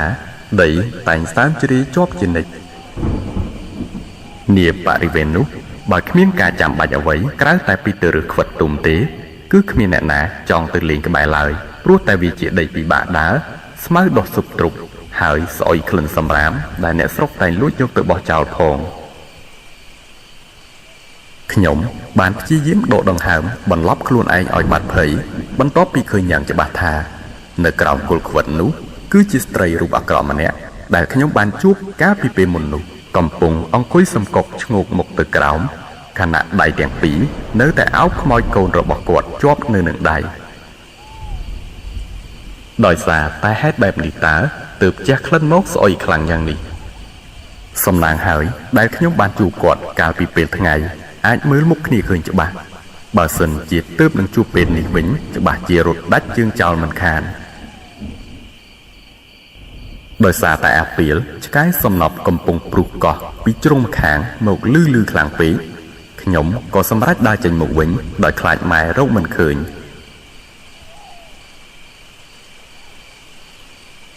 មកដល់ផ្ទះខ្ញុំក៏ក្រវាត់អាវដែលប្រឡាក់នោះទៅធ្ពក់ជាប់នឹងមែកដើមទទឹមក្បែរពាងទឹក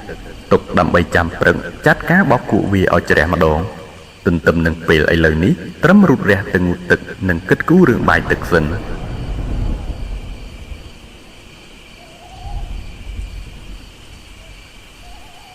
យប់នេះខ្យល់ត្រជាក់ខ្លាំងណាស់ជាពិសេសគឺពេលដែលទើបនឹងងូតទឹករួចភ្លាមតែម្ដងមិនបងអង្គយូខ្ញុំក៏ប្រញាប់ដើរទៅរុករោងមើលខោអាវស្លៀកពាក់ដែលម៉ែបានបោកគក់និងបត់ទុកដាក់នៅក្នុងហឹបឈើបុរាណមួយដែលជាកេររបស់លោកតានៅលើក្បាលដំណេកដល់យូខ្លាំងពេកនៅតែរកមិនឃើញខោអាវខ្លួនឯងខ្ញុំក៏សម្រេចខ្ចីអាវរបស់ពុកយកមកពាក់សិនតែម្ដងទៅអាវគាត់ធំណាស់ក្រងតាំងពីលើរហូតមកដល់ស្ទើរតែចុងជើងហេតុនេះមិនចាំបាច់ស្លៀកខោទេក្រឡេកមើលទៅម៉ែក៏កំពុងរៀបបាយដាក់នៅលើតុឈើសម្រាប់អង្គុយពេញភ្នែនញ៉ាំភ្លាមនោះគាត់ក៏ស្រែកប្រាប់ឲ្យខ្ញុំដើរទៅយកម្ហូបដែលនៅចង្ក្រានក្រោយផ្ទះដែលគាត់បានដាក់កម្ដៅនៅលើភ្លើងតាំងពីព្រឹកមកនោះបន្ទាប់ពីបានទទួលបញ្ជាហើយខ្ញុំក៏ស្ទុះផ្លែតចុះទៅក្រោមក្លិនដ៏ឈ្ងុយបានបង្ហើរមកជាប់នឹងច្រមុះធ្វើឲ្យពោះកាន់តែកោទ្វេដងតាមពិតម៉ែបានខុសជើងជ្រូកឡើងមួយឆ្នាំងធំដែលបើតាមការស្មានយ៉ាងហោចណាស់ក៏យើងអាចនឹងញ៉ាំវាអស់ក្នុងអំឡុងពេល2 ទៅ 3ថ្ងៃខាងមុខនេះខ្ញុំក៏បានយកស្លឹកឈូកក្រៀមមកត្រប់ដៃនិងកាន់យកឡើងទៅលើដោយថ្នមខ្លាចកំពុកទន្ទឹមនឹងឆ្កែក៏កំពុងតែនឹងលោតកន្ទ្រងស្មានតែដល់ម៉ោងដាក់បាយឲ្យវាស៊ីអាហារពេលយប់ដ៏មានឲ្យជារសក៏បានប្រព្រឹត្តទៅរៀបតែនឹងចប់ដែរទៅហើយក៏ស្រាប់តែឮសំឡេងអ្នកណាម្នាក់បានស្រែកហៅម៉ែនឹងពុកពីខាងក្រោមមកភ្លាមនោះគាត់ក៏បានងើបនឹងដើរចុះទៅក្រោមឯខ្ញុំក៏ដើរទៅអើតមើលតាមមាត់បង្អួចព្រមជាមួយនឹងជើងជ្រូកមួយដុំដែលកំពុងតែនឹងអង្គៀមមិនទាន់ទាំងអស់ផងកាប់ពិតគឺអ៊ំមឿនទេតាគាត់បានមកប្រាប់ថាបងថ្លៃអាមន់បានកើតកូនហើយស្ដាប់ដំបូងធ្វើឲ្យសប្បាយចិត្តបានមួយផ្លែតដល់បានតែបន្តិចទើបគាត់បង្ហើយពាក្យថាប៉ុន្តែកូននោះបានស្លាប់បាត់វិញទៅហើយម្ដាយនោះទៀតសោតក៏កំពុងស្ថិតក្នុងស្ថានភាពពិបាកដែរអញ្ចឹងហើយបានជាគាត់មកហៅម៉ែពុកឲ្យទៅបានជួយមើលគ្រាន់នឹងបានជួយសម្រាលទុក្ខលំបាកអ្វីខ្លះគ្រាន់តែឮបែបនេះខ្ញុំក៏ស្ទុះវឹងត្រឡប់ទៅវេកកកាយរកមើលខោអាវសាជាថ្មីដើម្បីសុំពួកគាត់ទៅដែរបើពុំដូចនោះទេគឺច្បាស់ជាគាត់ឲ្យនៅចាំផ្ទះមិនខានបន្ទាប់ពីប្រមូលឆ្អឹងនិងលាយបាយដាក់ឲ្យឆ្កែស៊ីរួចរាល់ខ្ញុំក៏រូតរះឡើងទៅលើរទេះជាមួយនឹងគាត់ភ្លាមនោះដែរ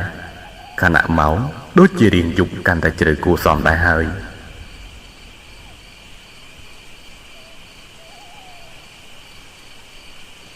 ដំណើរឈៀងវៀងកាត់តាមគេហដ្ឋានភូមិអ្នកស្រុកក្នុងពេលយប់ត្រង់ណាក៏ឃើញតែភ្លើងហុយរង្គំចេញពីម្ដុំភ្លើងចង្អើរឬចង្ក្រានសម្រាប់ឆ្អើរត្រីដែលទើបនឹងប្រមូលផលនេសាទបានថ្មី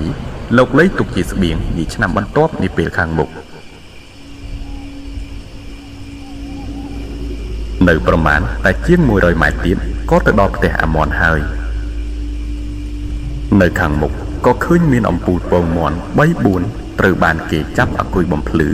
ព្រមដោយមានសត្វល្អិតជាច្រើនបានកំពុងនៅតោមរោងជាប់ឡើងប្រសាទលីឡំជាមួយនឹងភ្លើងគប់និងចង្កៀងខ្លាញ់ត្រីខ្លះនៅជាប់តាមដើមឈើក្បែរនោះមនុស្សម្នាច្រើនគួរសមក៏បានមានវត្តមាននៅទីនោះស្រាប់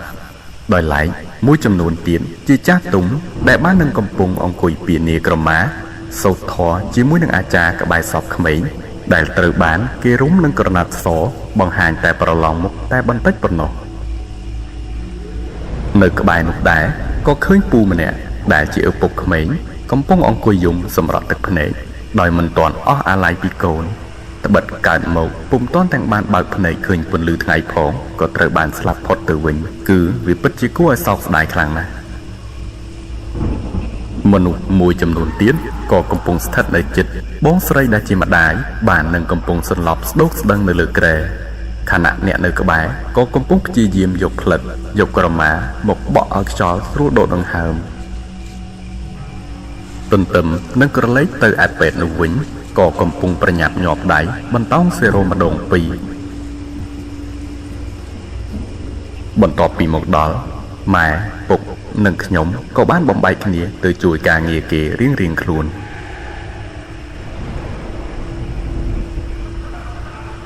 បន្តិចក្រោយមកនោះដែរខ្ញុំក៏ប្រទះឃើញអាមនដោយចៃដន្យកំពុងតែឃើញវាលីជាប់ជីកនិងក្រណាត់ច្រកអ្វីម្យ៉ាងនៅក្នុងដៃដើរសម្ដៅចេញទៅក្រោយផ្ទះហើយខ្ញុំក៏បានស្រែកហៅវាដើម្បីបានគ្នាដើរទៅជាមួយ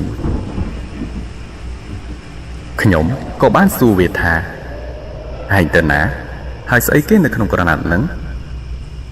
វាក៏បានឆ្លើយមកវិញថាអញអត់ដឹងស្អីគេដែរតែឮតែម៉ែនិងយាយម៉ៃគាត់ប្រើឲ្យយកមកកប់នៅក្រោមដើមស្វាយចុងព្រំដីឯណោះ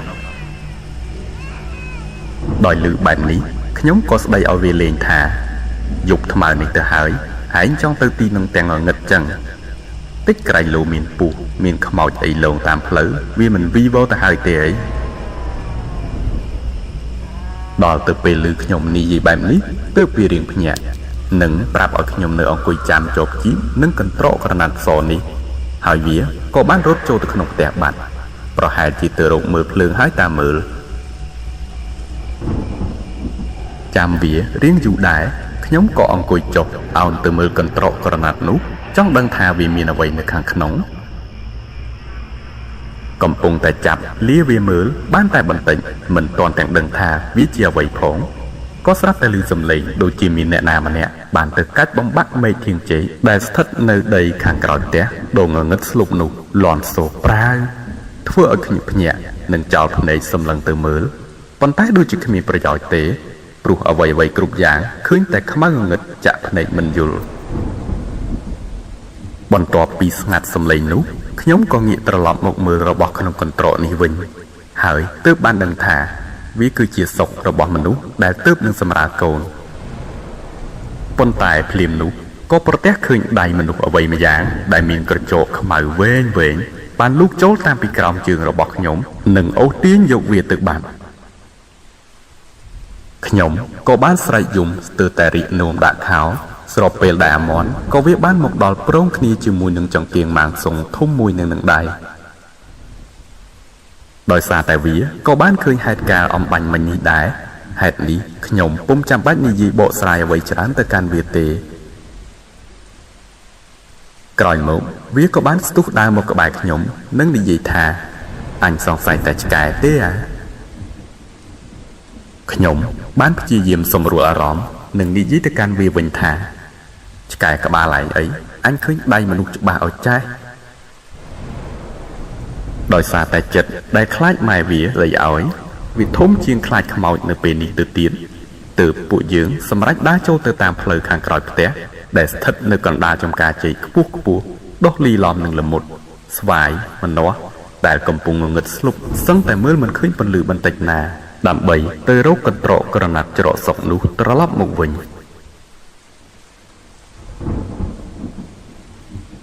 អាមនចាប់កាន់ជាប់ជីកលីយ៉ាងអង់អាច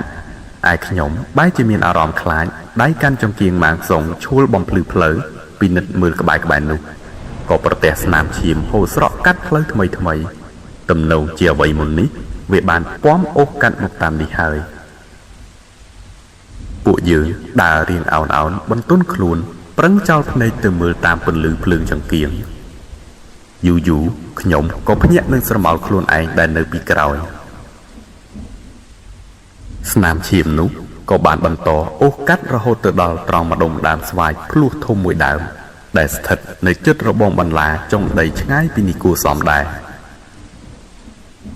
ពន្លឺចង្កៀងម៉ាងសុងសម្លឹងយូរទៅឃើញតែប្រឡងមុខខ្ញុំនិងអាមនដើរប្រកៀកក្បែរគ្នា ព្រោះតែការភ័យខ្លាចប៉ុន្តែយ៉ាងណាក៏ដោយអាមនក៏វានៅតែរៀងក្លាហានជាងខ្ញុំ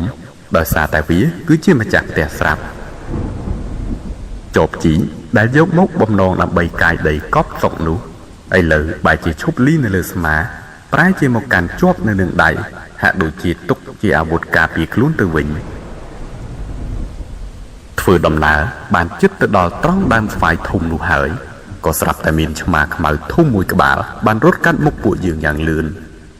ធ្វើឲ្យខ្ញុំចាប់ផ្ដើមភ័យសាជាថ្មីចង់តែរត់ទៅផ្ទះវិញទេប៉ុន្តែអាមនក៏វាបានខាត់និងព្យាយាមដើរទៅមុខរហូតទៅដល់ជាប់នឹងគល់ស្វាយនោះក៏ប្រទះឆ្មាជាច្រើនក្បាលបាននឹងកំពុងអង្គុយលិតសំណល់ស្តុកនោះរហូតធ្វើឲ្យមុខប្រឡាក់ប្រឡូសគួរឲ្យព្រឺក្បាលហើយអាមនក៏បាននិយាយថាអញថាហើយបើមិនឆ្កែក៏ជាឆ្មាអស់នឹងដែរបន្ទាប់ពីដេញពួកវាឲ្យបំបែកគ្នាអស់ទៅអាមនក៏ចាប់ផ្ដើមយកមែកឈើក្រៀមក្បែរនោះមកឆ្កឹះប្រមូលបំណែកសុកដែលនៅសល់ឲ្យនៅម្ដុំនិងយកជបជីកមកលុងរណ្ដៅដើម្បីកប់វាឲ្យជ្រៅខ្លាចឆ្មាទាំងនោះមកកកាយស៊ីទៀតរួចរាល់ហើយពួកយើងក៏បានដើរត្រឡប់មកវិញ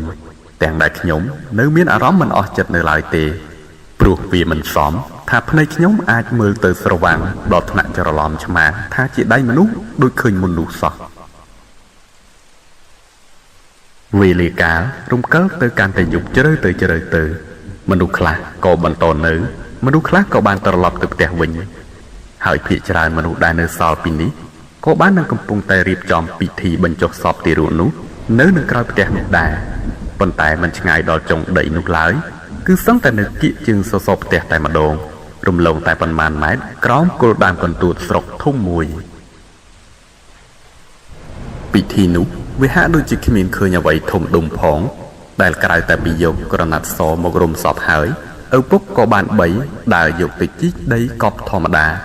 ដោយមានយាយនិងតាខ្លះបានដើរទៅជាមួយដែរបន្ទាប់ពីដាក់សពចូលទៅក្នុងរណ្ដៅហើយគេក៏យកក្រណាត់សមួយផ្ទាំងទៀតមកគ្របលើរាងកាយទាំងមូលតាំងពីក្បាលដល់ចុងជើងរួមមានទាំងបន្ថែមនៅខោអាវក្មេងតូចមួយឈុតនំចំណីបន្តិចបន្តួចហើយក៏កាយដីកប់លុបទៅរហូតជិតព្រមដោយមានការសូត្រធម៌បណ្ដើររហូតមួយសន្ទុះទើបគេដើរត្រឡប់ទៅផ្ទះវិញដោយបន្សល់តែចង្កៀងមួយត្រូវបានគេដុតបំភ្លឺចោលនៅក្បែរភ្នូនោះ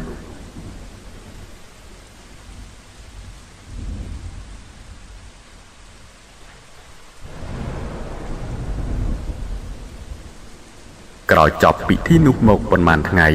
បងស្រីដែលត្រូវជាម្ដាយសពក្មេងក៏បានប្រែប្រួលសតិអារម្មណ៍និយាយលែងស្ដាប់គ្នាយល់លែងស្គាល់ខុសត្រូវអ្វីទាំងអស់មួយថ្ងៃគិតតែពីអង្គុយបញ្ឈរជង្គង់យំសើចម្នាក់ឯងសម្លឹងមើលទៅភ្នូកូនរបស់ខ្លួន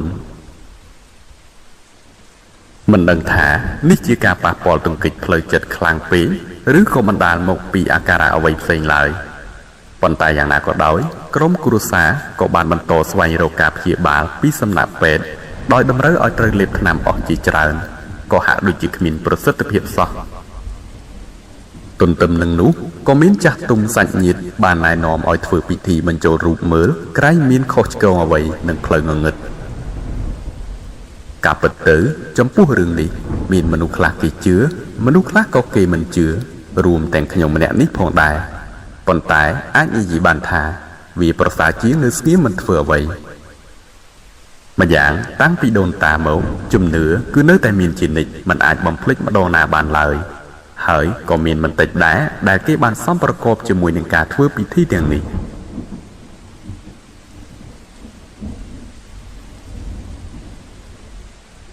ដោយការគិតទុកមែនពិធីក៏ត្រូវបានគេធ្វើឡើងនៅរសៀលថ្ងៃអាទិត្យមួយក្នុងផ្ទះរបស់គាត់ផ្ទាល់តែម្ដង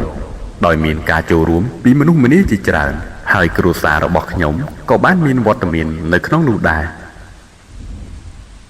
វាក៏ជាពេលមួយដែលខ្ញុំបានឃើញហេតុការណ៍ចម្លែកប្លែកសឹងតែមិនជឿនឹងភ្នែកតាំងតែពីកើតមកដូចជាគេអាចយកពងមាន់មកដាក់បញ្ឈរនៅលើថាសបានដោយគ្រាន់តែលោកយាយម្នាក់បាននិយាយបែបបន់តែប៉ុន្មានម៉ាត់សោះ មនុស្សដែលដើរតួស្នងរូបតំណាងគឺជាមនុស្សប្រុសចំណាស់ម្នាក់ប៉ុន្តែពេលប្រលឹងចូលមកសន្ធិដ្ឋក៏ស្រាប់តែនិយាយចេញមកឮជាសំឡេងស្ត្រីសំដីរដើនស្រែកយំទួញសោកងាកមុខទៅកាន់បងស្រីម្នាក់ដែលកំពុងមានសតិមិនល្អនោះថាយើងមកយកកូនរបស់យើងទៅវិញហើយសូមនាងកុំកើតទុក្ខកូនរបស់យើងរស់នៅជាមួយនាងមិនបានទេហើយអំឡេះតទៅយើងក៏រឹតតែមិនបានមករស់នៅផ្ទះចាស់ជាប់ទន្លេនោះទៀតហើយដែរបន្ទាប់ពីនិយាយចប់អ្នកស្នងរូបនោះក៏ត្រូវបានដួលប្រុសទៅលើគ្រែមួយរំពេចខណៈមនុស្សនៅជុំវិញខ្លួនកំពុងបើកភ្នែកធំមើលគ្នាទៅវិញទៅមកព្រោះមិននឹកស្មានថាហេតុដែលបណ្ដាលឲ្យកូនរបស់នាងស្លាប់គឺដោយសារតែព្រលឹងម្ដាយដើមរបស់គេមកតាមយកសោះហើយក៏ស្ទើរតែមិនចង់ជឿទៅទៀតនោះថាការពិតព្រលឹងនោះគឺជាខ្មោចម្ចាស់ផ្ទះចំណាស់បុរាណដែលត្រូវបានគេបោះបង់ចោលអស់ពេលមកជាយូរនោះសោះ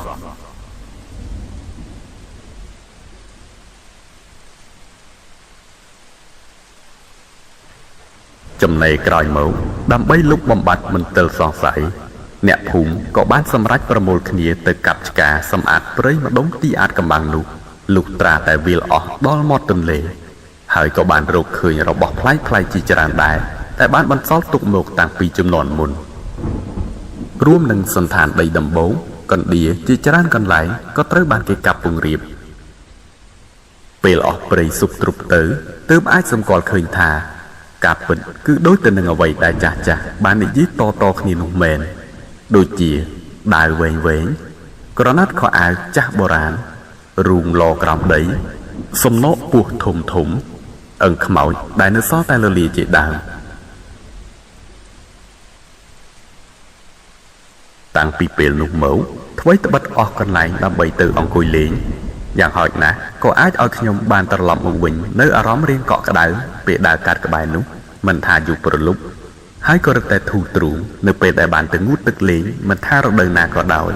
មិនភ័យខ្លាចថាកំពុងងូតសុកក៏ស្រាប់តែមានអ្វីមកចាប់ទាញជើងទៅនោះទេនិយាយចឹងក្បូនឫស្សីដែលខ្ញុំធ្លាប់បានឃើញនោះក៏បានបាត់ចេញពីទីនោះទៅដោយមិនដឹងមូលហេតុដែរតាមពាក្យចចាមអារាមបាននិយាយពីមាត់មួយទៅមាត់មួយថាក្បូននោះមិនបានទៅណាទេគឺវាបានលិចចុះទៅក្រោមទឹកវិញនៅម្ដុំល្បាក់ទឹកត្រង់ចំណុចចុងដីនោះឯង